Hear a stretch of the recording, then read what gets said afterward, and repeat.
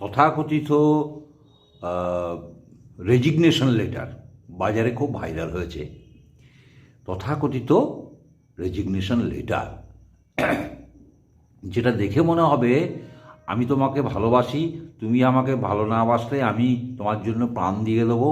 হ্যাঁ, তুমি যদি আমাকে ভালোবাসো তাহলে বিকেলবেলা অমুক জায়গায় দেখা করো, তুমি যদি দেখা না করো তাহলে আমি বুঝবো তুমি আমাকে ভালোবাসো না, আমি প্রাণ দিয়ে দেবো। এই ধরনের সেই চিরকুট লিখে মেয়েদের দিকে ছুঁড়ে দেওয়া এক সময় ছিল এর প্রেমের বহিঃপ্রকাশ। চিঠিটা দেখেও তাই মনে হলো, ও কোথায় যাচ্ছিল, একটা কাগজ কুড়িয়ে পেলো, সেখানে কুচকুচ কুচকুচ করে দুটো লেখা লিখে দিল, দিয়ে ছুঁড়ে দিল।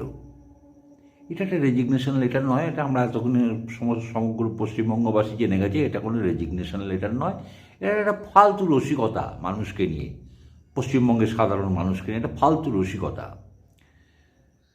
যারা নিজেরা মূর্খ হয়, যারা নিজেরা অশিক্ষিত হয়, তারা তাদের এটা বৈশিষ্ট্য, তারা বাদবাকি সমস্ত মানুষকে তার নিজের মতন মূর্খ এবং অশিক্ষিত মনে করে, কেননা তার বেশি সে আর ভাবতে পারে না।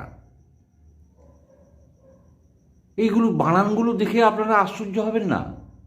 দিদিমণির বাংলার সাহিত্য চর্চা এবং তার ভাষণ এবং তার বাংলার উচ্চারণ এসব শুনে তো বোঝা যায় তিনি কত বড় বাংলাবিদ।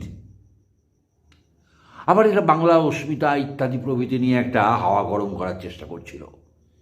লজ্জার বিষয়, এরা যদি বাংলার অস্মিতা রক্ষার দায়িত্ব নেয় তাহলে বাংলা ভাষাটার কি হবে বুঝতে পেরেছেন?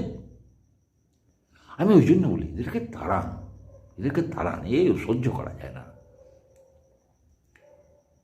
একজন মুখ্যমন্ত্রী, সে বলে সম্মান, প্রধানমন্ত্রী,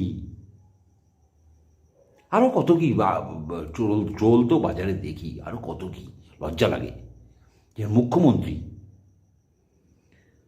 তার বডি ল্যাঙ্গুয়েজ, তার ভাষা, তার উচ্চারণ, তার কি বলবো, কি করে একে সহ্য করা যায়? আপনারা একটু লেগে পড়ে উঠুন, খুব সহজে এবারে একে বিদায় করা যায়। এত সুন্দর বিদায়ের সুযোগ এর আগে কোনো সরকারকে পাওয়া যায়নি, কোনো সরকারকে এত সুন্দর বাগে পাওয়া যায়নি বিদায় করার। বামফ্রন্টের সময় মানুষের মনে দোলাচল ছিল, এখন আর কোনো দোলাচল নেই। তারা